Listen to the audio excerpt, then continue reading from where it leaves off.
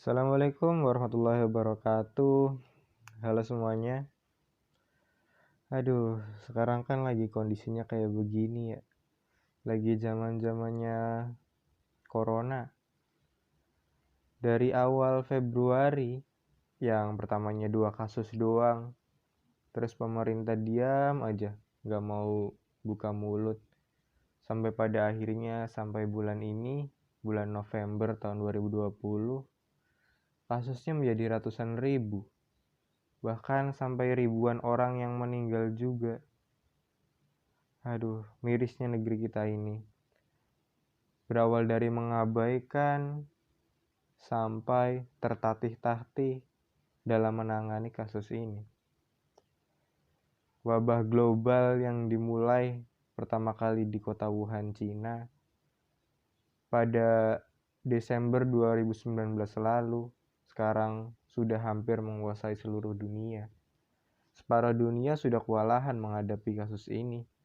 Dan beberapa negara yang pada awalnya berjuang mengalahkan virus ini, terutama Cina, sekarang sudah mulai membaik lagi.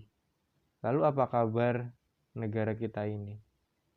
Yang makin hari makin bertambah.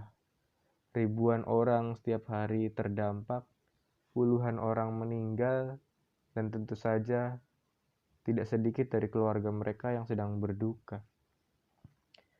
Pemerintah sudah menghimbau semenjak bulan Maret untuk mengadakan karantina mandiri.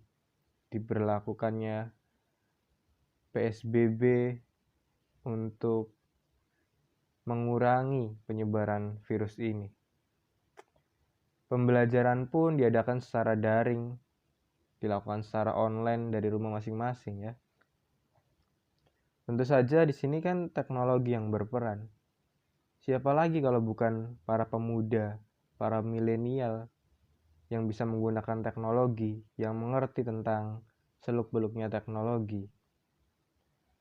Lantas, mahasiswa sendiri perannya seperti apa yang mendapat jurusan gelar Agent of Change?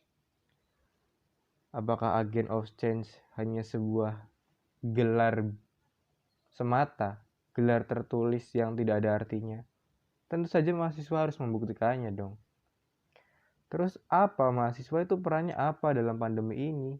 Apakah mahasiswa hanya sekelompok kaum terpelajar yang menginginkan kuota gratis dari para menteri? Tentu saja tidak. Apakah mahasiswa yang menghabiskan waktunya berbosan-bosan di rumah mereka masing-masing dengan tugas-tugas dari dosen mereka? Tentu saja tidak. Terus apa peran mahasiswa di masa-masa seperti ini? Tentu saja wabah ini tidak bisa diselesaikan hanya dengan mengandalkan tenaga medis, hanya dengan mengandalkan para polisi untuk mengawasi masyarakat yang masih berkeliaran, dan terutama yang belum memenuhi protokol kesehatan. Terus mahasiswa itu di mana gitu? Mau ngapain? Bisa apa? Nah, sini saya akan membahas perannya mahasiswa. Mahasiswa itu bisa berperan yang pertama tentu saja dari diri sendiri mereka sendiri. Melakukan pencegahan dari diri mereka sendiri kepada tetangga-tetangga yang berada di rumah, kepada keluarga yang ada di rumah juga. Untuk apa? Untuk menjaga kesehatan. Untuk diperhatikan kesehatannya.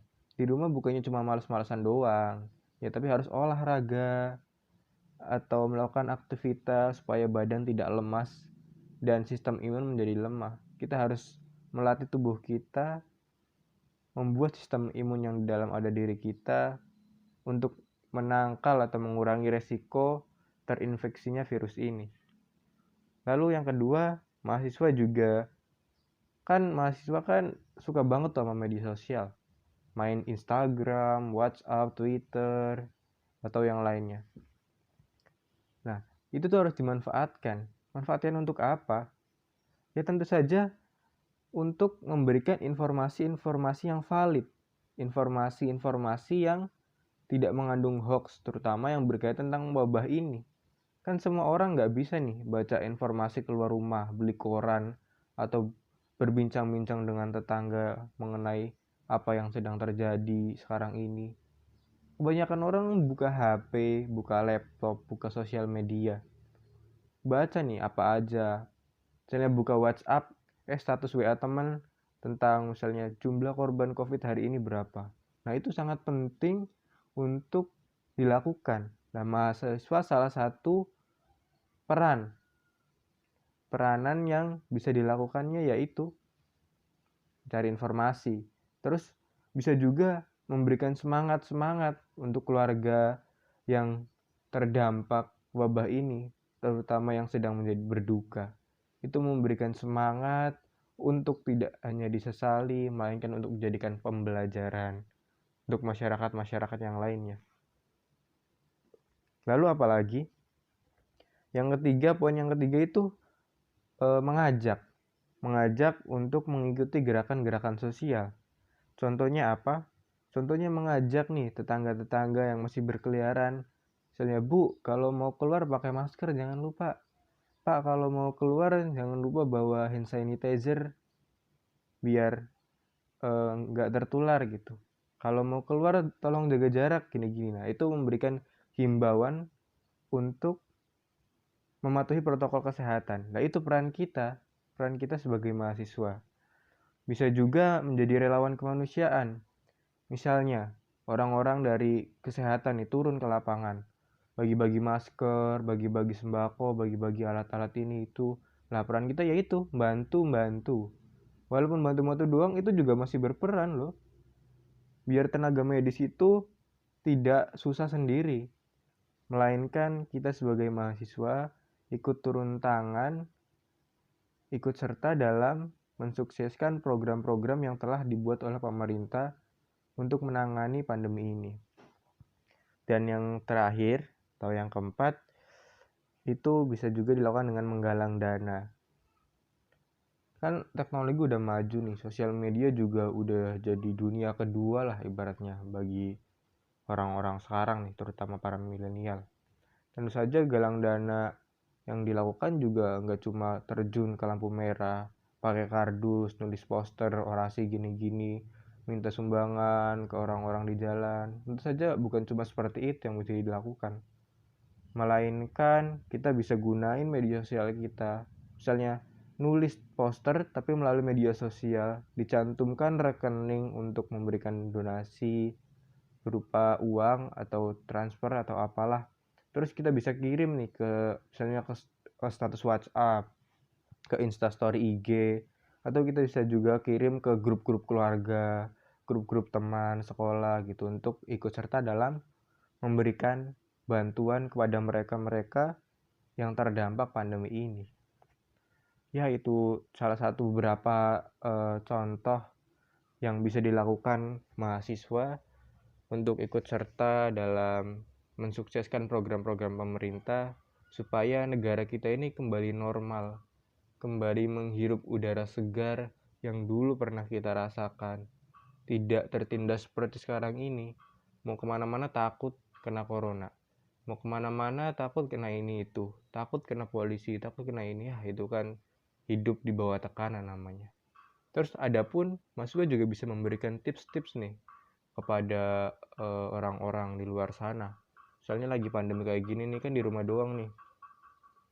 Nah, siswa bisa menyarankan nih, kalau di rumah doang tuh jangan cuma mager-mageran doang di kasur gitu. Diem aja, mainan HP mu. Tapi bisa aja mahasiswa tuh memberikan tips, misalnya pagi olahraga, sore olahraga, biar tubuh tetap bugar, biar kita ada aktivitas.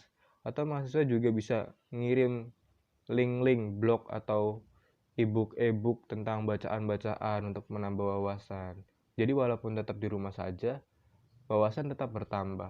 Atau bisa juga kalau misalnya baca buku doang, bosen, olahraga doang capek, ya kita juga mahasiswa juga bisa menyarankan untuk misalnya nonton film lah, nonton anime, drama Korea atau yang lainnya.